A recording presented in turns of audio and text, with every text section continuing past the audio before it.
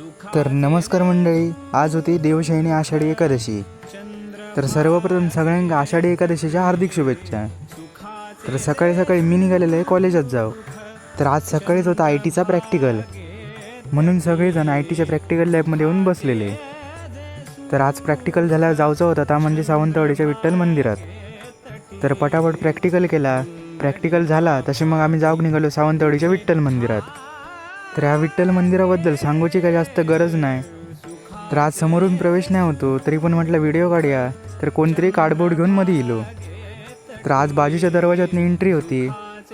तर आतमध्ये जाऊन बघितल्यात तर अनेक देवांचे आणि संतांचे मूर्त्या असत।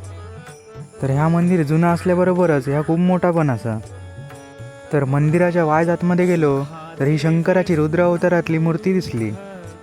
तर मंदिरा आषाढी एकादशी निमित्त छान प्रकारे सजवलेला होता।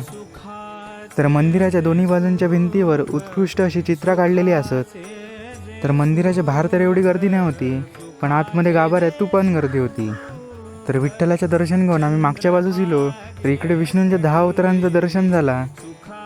आणि मग विठ्ठलाक शेवटचं बघून जायच होतो तेवढ्यात दारावर सूर्यनारायणाची ही मूर्ती दिसली आणि मग त्याचंही दर्शन घेतलंय आणि मग मी निघालोय घराकडे जाऊ।